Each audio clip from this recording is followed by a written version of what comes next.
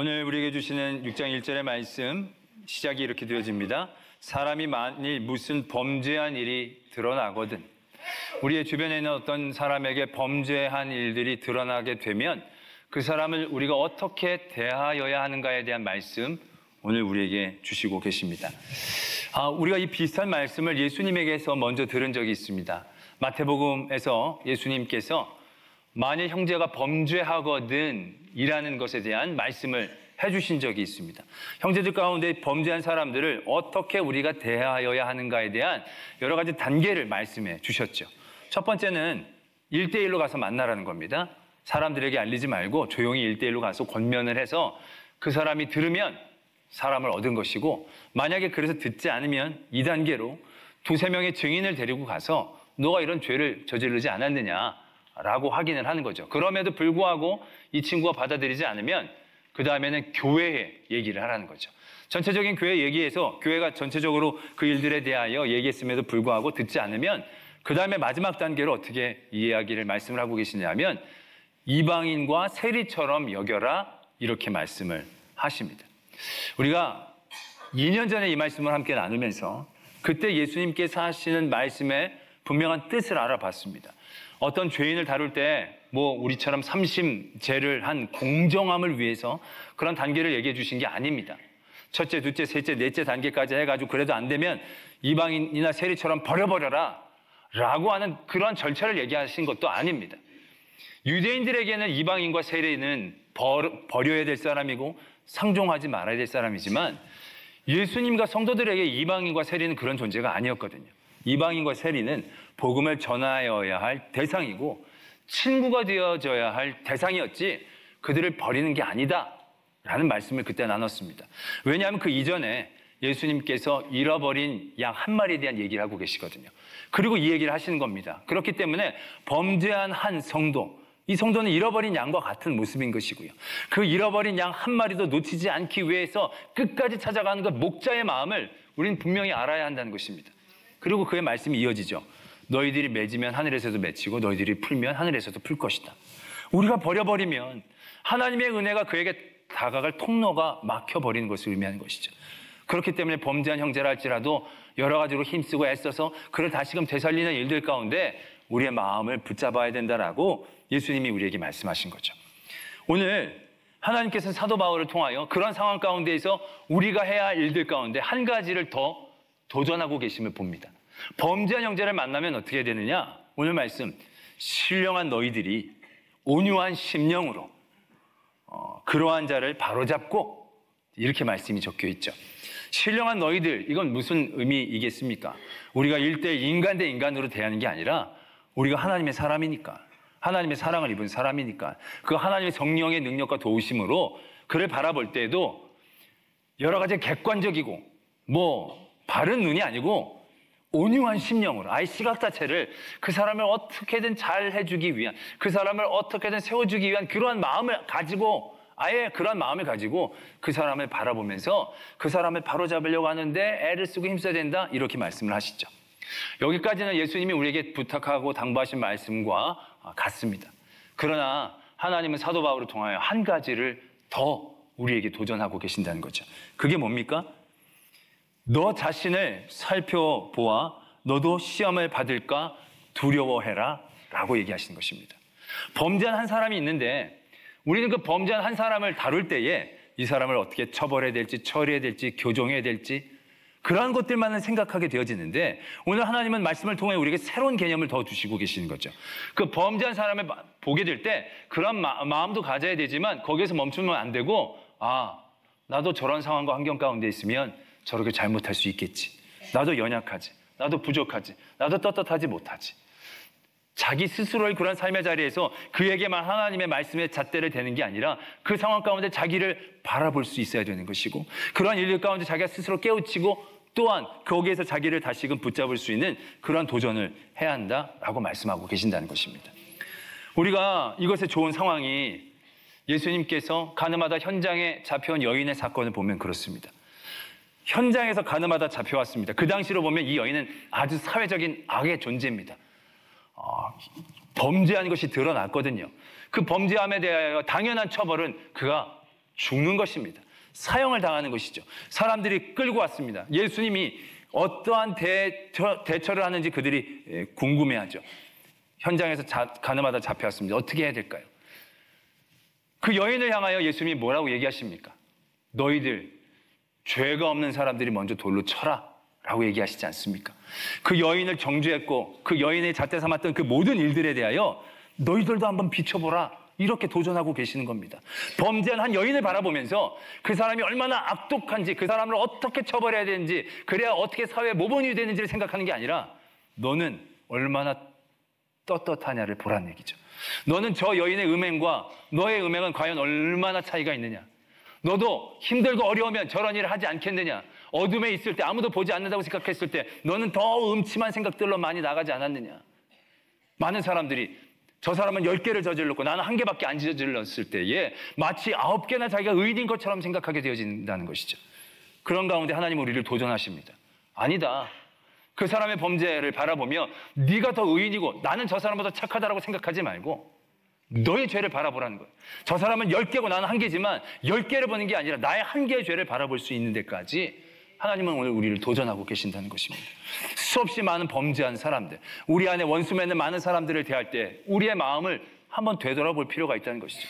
우리는 늘 저 사람들이 얼마나 나쁜지, 저 사람이 나에게 얼마나 잘못했는지, 저 사람이 얼마나 속에 쓰레기만 갖고 있는지, 그런 것들만 우리는 생각하고 얘기하려고 애쓰고 힘쓰지 않습니까? 그러나 우리는 그 사람을 바라보면서 나를 바라볼 수 있어야 된다는 것입니다. 나는 저 사람보다 얼마나 의인인가? 내가 저 사람보다 얼마나 잘하고 있는가? 나는 저 사람에게 해끼친 게 없는가? 난 저 사람에게 이익도 주지 않으며 저 사람이 나에게 해끼친 것만 가지고 저 사람 악하다고 얘기할 수 있는가? 우리는 그러한 범죄한 형제들을 대할 때에 오늘 우리에게 주시는 말씀의 이 도전들을 분명히 감당할 수 있어야 한다는 것입니다. 그리고 말씀이 이렇게 진행이 되죠. 너희가 짐을 서로 지라, 그리하여 그리스도의 법을 성취하라, 이렇게 말씀이 적혀져 있습니다.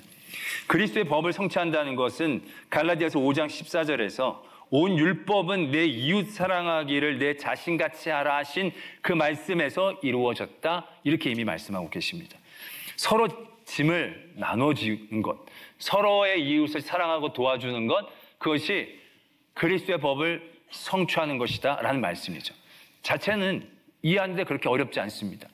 서로의 짐을 나눠주면서 돕고 섬기면서 그것이 이웃을 사랑하는 것이고 그게 그리스도의 법을 성취하는 일이다라는 것, 너무나 이해하기 쉽죠.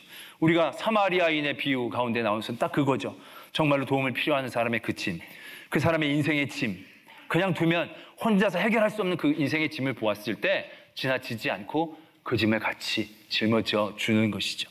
그것이 자비이고 하나님의 사랑을 이루는 그러한 일이다라는 것, 우리는 전혀 그런 일들 가운데 부인하거나 그것이 잘못됐다고 얘기하지는 않을 것입니다. 그게 맞는 건 사실이죠. 그러나 우리가 우리의 삶의 자리에서 그러한 상황들만 있는 건 아니다라는 것입니다. 서로의 짐을 서로 짊어질 수 있는 아름다운 관계만 있는 건 아니다라는 얘기죠. 1절의 상황을 봐서도 그렇습니다. 범죄한 형제를 만났을 때 우리가 그 형제에게 권면합니다. 너 이거 잘못했어. 이건 좀 잘해야 되지 않겠니? 그때 맞아. 내가 잘못했어. 네가 날 좀 도와줘. 이런 상황이라면 짐을 같이 짊어질 수 있는 상황이 되겠죠. 근데 그렇지 않고 너 이거 잘못했어. 좀 네가 이거 고쳐야 되지 않겠니? 그런데 이 친구가 너나 잘해.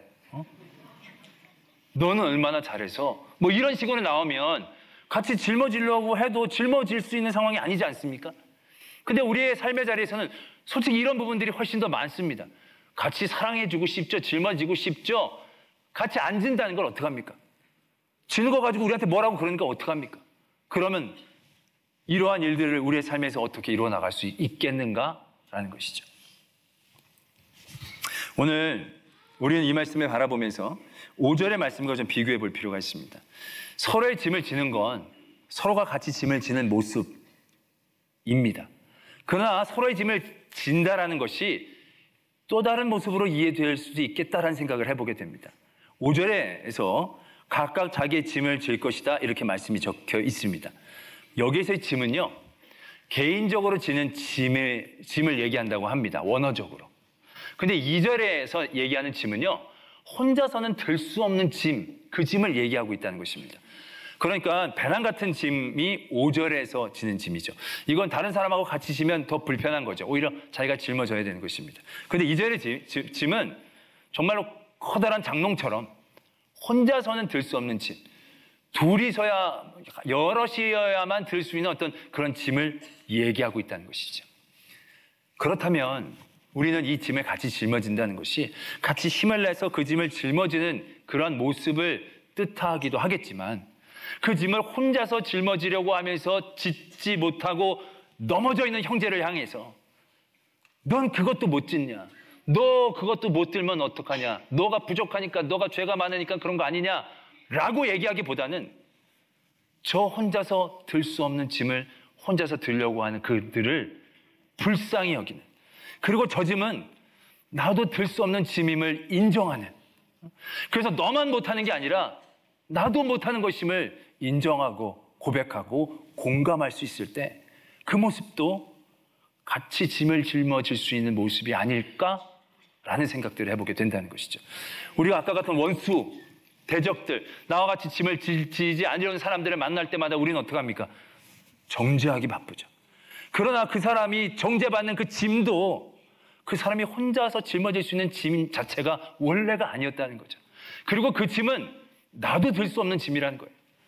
그렇다면 우리가 그를 정죄한다는 것이 얼마나 어리석은 일인가를 깨달을 수 있어야 한다는 것이죠. 말씀이 그 뒤에 이렇게 이어지죠. 만일 누가 아무것도 되지 못하고 된 줄로 생각하면 스스로 속임이라. 각각 자기의 일을 살피라. 그리하면 자랑할 것이 자기에게는 있어도 남에게는 있지 아니하리니 라는 말씀이 있습니다. 이 말씀이 뭐냐면, 어떤 사람이 죄를 졌어요. 나쁜 일을 했어요. 음행을 했어요.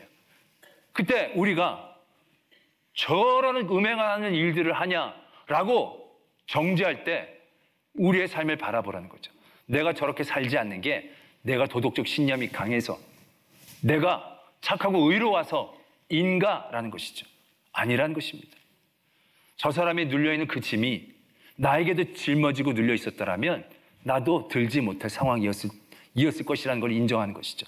내가 지금에 있는 건 내가 잘해서가 아니라 주님이 나에게 은혜를 베풀어 주셨기 때문에 이 자리에 있는 것이지, 내가 내 힘으로 된 게 아니고 은혜로 된 것이기 때문에 나도 저 사람과 같은 상황 가운데에서 저 짐에 짓눌릴 수밖에 없었다는 것을 인정해야 된다는 것이죠. 그래서 나는 할 수 있는데 왜 너는 못하니? 라고 얘기하는 게 아니라 내가 이렇게 할 수 있는 것이 얼마나 큰 하나님의 은혜인가를 고백해라. 자랑이 있으면 너 스스로 자랑해야지 다른 사람들과 비교할 수 있는 그런 게 아니다라는 것을 말씀하고 있다는 것이죠. 그렇지 않습니까? 우리가 그러한 정죄들을 많이 봅니다. 너는 왜 그것도 못 찾니? 너는 왜 그것도 못하니? 자기가 할 수 있는 게 마치 자기가 굉장히 갈고 닦아서 능력을 발휘해서 잘된 것처럼 생각합니다. 그렇지 않거든요. 하나님이 은혜를 주시지 않으면 우리도 짊어질 수 없는 그 자리였을 터인데, 하지 못하는 사람이 하지 못함을 공감하지 못하고 이해하지 못한다는 것이 얼마나 교만한 일인가를 우리가 깨달아야 된다는 것이죠. 그리고 그것을 깨닫게 되면 그의 짐을 같이 짊어질 수 있는 자리에 내가 내려가는 거죠. 당신이나 나나 똑같습니다. 근데 나는 은혜를 입어서 조금 더 참을 수 있는 거고, 나는 은혜를 입어서 죄 짓지 않아도 살 수 있는 상황이 된 거니까 당신의 죄 지음에 대하여 나는 공감합니다. 같이 짓자는 게 아니고 그 연약함과 그 어리석음과 불쌍함에 대하여 정죄하기보다는 그의 그 마음과 함께 위로하고 서 줄 수 있는 그러한 자리에 자기가 서게 되어진다는 것이죠. 그러면서 자기를 바라봐야 된다는 것이죠. 내가 얼마나 큰 은혜를 받았는지, 내가 잘났고 내가 의로워서가 아니라 내가 하나님이 도와주셨기에 내가 이렇게 죄짓지 않고 저런 것도 잘하고 이런 것도 잘하고 자리에 있다는 것이 얼마나 큰 은혜인지를 깨달아야 한다라는 얘기죠. 요셉이 나중에 형제들을 다 애굽으로 데리고 오지 않습니까? 그리고 나서 아버지가 돌아가십니다. 그때 형제들이 불안해합니다. 왜냐하면 이제 아버지가 돌아가셨으니 이 요셉이 예전에 자기가 요셉을 팔았던 것에 대해서 억한 심정을 가지고 보복을 하면 어떡하나. 그래서 형제들이 그 요셉의 앞에 나와서 빕니다. 용서해달라고. 그때 요셉이 어떻게 반응을 하냐면 말씀이 이렇게 적고 있습니다. 요셉이 울었다. 이렇게 적고 있습니다. 요셉이 형들이 그렇게 하는 얘기를 듣고 울었다는 것입니다. 아니, 그가 믿음이 좋고 마음이 좋아서 형들이 그래, 오케이, 받아줄게. 내가 용서해줄게. 이런 정도면 좀, 이렇게 좀 따뜻하고 냉정한 정도가 될 수는 있겠지만, 울었다라는 것입니다. 왜 울었을까? 어떻게 울 수 있었을까? 형들이 그렇게 하는 얘기가, 형들의 처지가 너무 안 됐고 불쌍한 게 어떻게 그의 마음속에 들어갔을까라는 거죠. 요셉이 이렇게 얘기합니다. 그들에게 이르되 두려워 마소서 내가 하나님을 대신하리이까. 당신들은 나를 해하려고 하였으나 하나님이 그것을 선으로 바꾸사 오늘 많은 백성을 구원하셨습니다. 이렇게 얘기를 합니다. 요셉이 형들을 정죄할 수 있죠. 그 어렵고 모진 삶의 자리들이 누구로부터 왔는지 너무나 잘 알고 분명하니까. 그러나 요셉은 그런 모든 삶의 자리에서 다시금 그들의 연약함을 바라보는 거죠. 나 혼자 채색 옷 입고 형들이 나를 미워할 만도 했겠다. 내가 그때 그런 꿈 얘기하는 거 형들에게 되게 부대꼈기도 했겠다.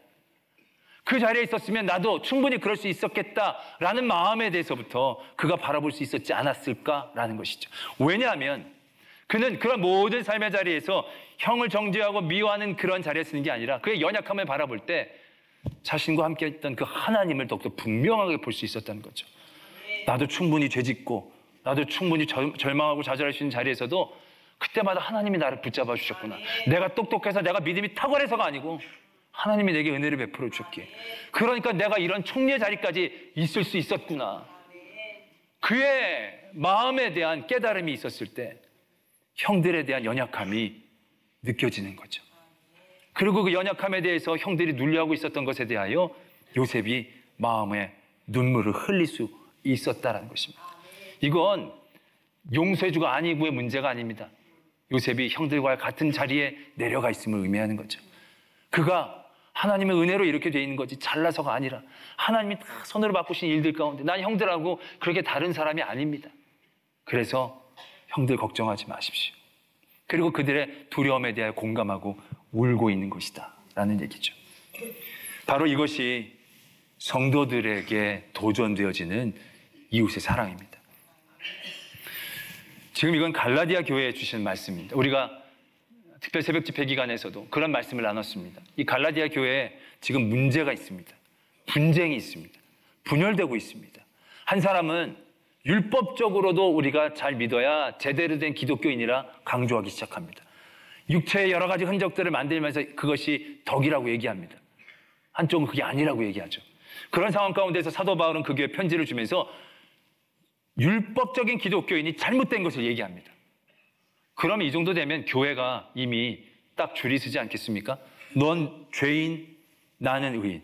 너희들이 율법적으로 할례를 받고 그런 건 다 잘못된 생각, 악인 생각, 온전히 그리스도만 섬 이게 우리가 제대로 된 이런 구조가 되어지지 않겠습니까? 그런 교회에 하나님 사도 바울을 통해 이렇게 도전하고 계신다는 거죠. 서로의 짐을 지라라는 것입니다. 누구를 정죄하고 그들을 밀어내고 잘라내기보다는 그들의 연약함, 우리에게도 있는 연약함임을 발견하라는 것입니다. 옳고 그름의 문제가 아니라 서로의 부족함의 문제로 그것들을 바라보라는 얘기입니다. 내가 옳고 너는 틀렸으니까 너는 나가고 나는 승리하는 구조가 아니고 내가 이번엔 옳았지만 내가 옳았다고 내가 다 옳은 건 아님을, 네가 이번엔 틀렸지만 그렇다고 네가 다 틀린 것은 아님을 인정할 수 있어야 한다라는 것이죠. 이 세상에 어떤 사람이 100% 선하고 착한 사람이 어디 있겠습니까? 여러분들 가운데 착하다고 얘기하는 사람들이 100% 24시간 한 번도 악하고 화내고 이런 것 없이 삽니까? 아니다라는 겁니다. 100% 다 선한 사람은 없습니다. 악한 사람도 그렇습니다. 100% 다 악한 사람은 없습니다. 우리 인간은 다 정도의 차이가 있을 뿐이지 거기가 거기입니다. 그런데도 우리는 놀랍게 내가 조금만 더 선하면 나는 선하고 저쪽은 악하다고 생각합니다. 나는 옳고 너는 틀리다고 생각합니다. 요즘 많은 교회에서의 어려움과 분쟁을 보게 됩니다. 근데 그 분쟁이 끝이 없어요. 왜요? 선과 악의 싸움으로 바라보니까요. 선과 악의 싸움으로 바라보니까 서로에게 있는 악을 바라보는 겁니다. 다 선만 있지 않고 조그만 악이 있는데 다 서로에게 악만 보고 네가 악이고 난 선이다라고 얘기하니 결론이 날 수가 있겠습니까? 오늘 하나님은 갈라디아 교회에 그렇게 얘기하십니다. 서로의 짐을 져라. 서로의 연약함을 인정해. 옳고 그름의 문제가 있지만 그게 다가 아니다. 서로의 연약함을 인정하면서 같이 조금씩 스스로를 바라보면서 성숙해져라. 이게 오늘 우리에게 주시는 도전이기도 하다라는 것입니다. 우리가 교회에서 보면 오히려 먼 아프리카가 힘들고 어려우면 잘 도와줍니다. 불쌍히 여기고 눈물 흘립니다. 근데 내 주변에 있는 사람들은요, 더 심하게 미워하고 더 심하게 못되게 구는 우리들을 발견하죠. 왜? 악이니까. 잘못하니까. 여러분, 그래서 다 잘라내면 누가 이 자리에 남겠습니까? 선한 사람만 이 자리에서 예배를 드린다면 여기 몇 명이나 남아있겠습니까? 예배 늦게 온 사람 다 나가! 그럼 3분의 2 딸려서 나가. 예배 오기 전에 기도로 준비 안 하고 있는 사람 나가. 그럼 그 중에 반 나갈 겁니다. 어제 저녁부터 준비 안 한 사람 또 나가. 그럼 나갈. 설교 시간에 조금이라도 딴생각하는 사람 다 나가. 그럼 나도 나갈 수도 있어요. 아무도 안 남을 거예요. 누가 남아요? 누가 다 옳고 선한 것으로 얘기하면 누가 남겠어요? 하나님의 교회, 하나님의 사랑은 그렇지 않았다는 것입니다. 서로의 짐을 지는 겁니다. 그 사람의 연약함과 범죄함을 바라보고 나를 살펴보라는 거죠. 그리고 내 짐을 지며 내가 온전히 서려고 해야 된다는 것입니다. 그게 하나님이 우리에게 주시는 복이고 은혜이고 성령의 열매인 것입니다. 지난주에 하나님을 사랑하는 것이 우리에게 어떤 의미인지를 살펴보았습니다. 하나님을 사랑하는 계명은 의무고 계명이 아니라 우리에게 주신 놀라운 특권이다라는 말씀을 나눴습니다. 이웃을 사랑하는 계명, 우리 이것을 늘 의무처럼만 생각합니다. 그것이 철저히 이타적인 거라고 생각하기 때문에 그렇습니다. 그리고 이웃을 사랑하면서 우리는 그것을 나의 의로 만드는데 굉장히 빠릅니다. 그러나 이웃을 사랑하는 것은 자신을 성찰할 수 있는 가장 중요한 길이다라는 것입니다. 오늘 이웃을 사랑하는 일들 가운데, 이웃을 바라보는 일들 가운데 어떻게 해야 될지를 우리에게 말씀하고 계시지 않습니까? 이웃, 사랑하지 못하는 이웃을 만날 때 어떻게 우리가 그 이웃의 사랑을 도전할 수 있는가? 자신을 성찰하고 그 가운데 자신이 성숙해지고 그 가운데 하나님의 성령의 열매들을 내 안에서 온전히 발견해낼 수 있는 그러한 삶을 사는 것이 결국 이웃을 사랑하는 우리에게 주어진 특권이다라는 것을 다시 한번 깨닫게 되어진다는 것입니다. 그래서 우리는 이웃을 사랑해야 합니다. 이웃을 사랑함으로 나를 발견하고 나를 바라보고 또 성찰하고 더 성숙해지고 그리고 귀한 열매들을 맺어갈 수 있는 성도가 되어지는 것, 그것이 서로의 짐을 지며 이웃을 사랑하는 그곳에서부터 우리에게 허락되어진다는 것을 우리가 다 기억해 내기를 도전합니다.